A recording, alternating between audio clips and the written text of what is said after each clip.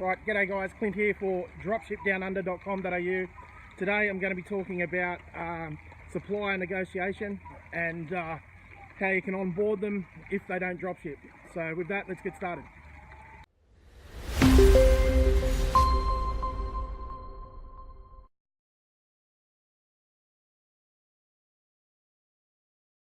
Right, so yeah, supplier negotiation. Actually going to talk about two things. I'm going to talk about onboarding them and how to get a better rate for yourself once you have been approved and accepted and you're about to work with each other and moving forward.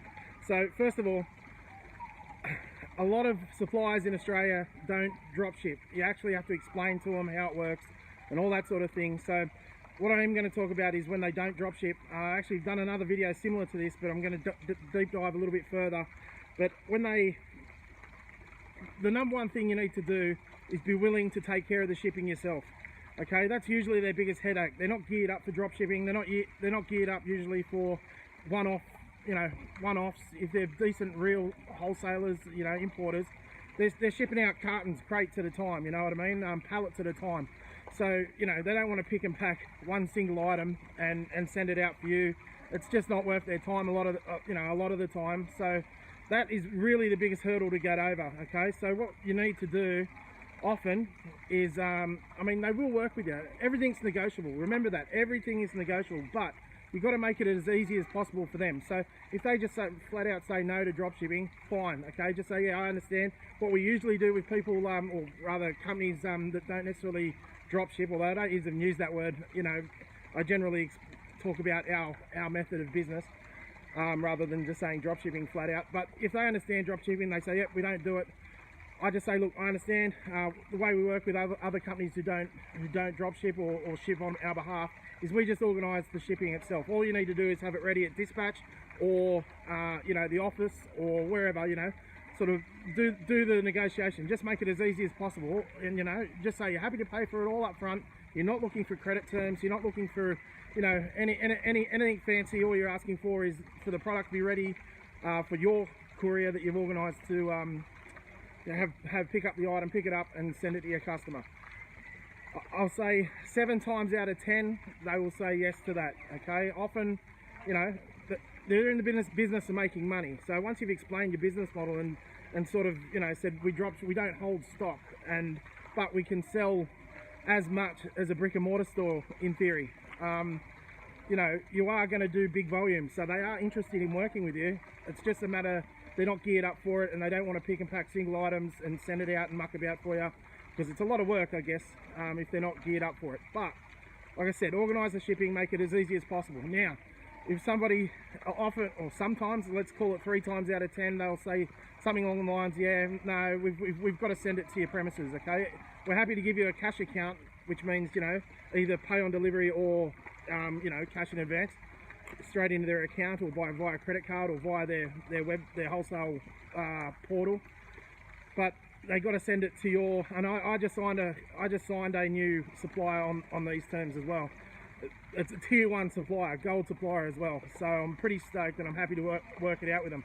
And Grant and I have now got our own office / warehouse just for this reason as well, which we're sending items to. But there's third party providers. Okay, so they'll give you a business address and your supplier will send it to them and they'll forward it on to your customer. And that can be expensive, but if your margins, if it makes sense, within your margins, it's well worth it. You've just locked in another supplier that you would never have been working with otherwise, and it's still drop shipping, except it's cost you a little bit more. Now, even offer to do that anyway. All right, even offer to do that if the numbers don't make sense straight away. If they're only giving you a small margin of 20%, 10%, or whatever smallish number, and that it's not going to work out, just agree to do it. Okay, just agree that that's what we're going to do. Onboard them, get in with them, work it out, and that way you've got another new supplier, and then you can work backwards from there. Okay, the idea is to get as many suppliers on as possible, and then work out the rest later. All right, because everything after that, once you're onboarded, they know who you are, you've got an account with them now, everything's negotiable from that point, right? So you get a few runs on the board, you make a few sales, and you're showing them that you can do a bit of volume. it's amazing how people start to come around. Now that is a good segue into what my next section. Just looking at my notes here, is once you have been onboarded, like, and you know you've signed your account and all that sort of stuff, and this is just even before you've made any sales, I always just send them a cheeky little email saying, look, I'm uploading all your products onto the website, etc. And you know, just working out what we're gonna charge, and etc. etc. And I was just wondering if you can do a slightly better rate for us. I mean, what's the harm in asking? And sometimes I'll come back to you and say, look, yeah. Most times I'll say no because you haven't proven yourself at all. But sometimes I say, yeah, look, okay, I can give you another 5% or whatever. But it's worth sending that little cheeky email off, a bit of negotiation, a bit of gameplay, and they like it. You know, keep it light, and you know, you never know what will happen. But really, what I'm talking about here also, as far as you know, negotiation and price negotiation, is once you've got some runs on the board, guys, once you've made some sales, you're showing them, you're doing some volume, man, everything's on the table. Everything's on the table. Then you can say, look, I'm doing a lot of volume.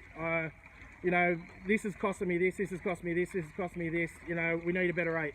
And at that point, you know, everything's negotiable. You'll almost guarantee to get a better rate at some point once you've, you know, built the relationship and got to know each other. So that's that. Also, this is a very good point, once you've got a few runs on the board, to go back into the suppliers that said no. Okay, some suppliers will say flat out no, they're not going to work with you on those terms. But if their competitors are working with you and you're showing big numbers on your website, or even some numbers, some, you know, proof of action, proof of concept, you'll find you'll start onboarding the ones that said no, and you'll even get people ringing you, you know, and saying that they've changed their mind, etc. So yeah, that's a few little tips there, I guess, on how to, you know, negotiate with your suppliers, both on both levels, whether it be first getting onboarded, or, you know, first signing your suppliers up, starting accounts, and then secondly getting better rates. So all right, that's about it, guys. I mean, I could go on all day with these sort of topics, but that'll do. Check out Dropship Downunder.com.au. It's the course that we've developed for like-minded Aussies, so check it out. Until next time, keep living the dream, and we'll talk again soon. Cheers, guys.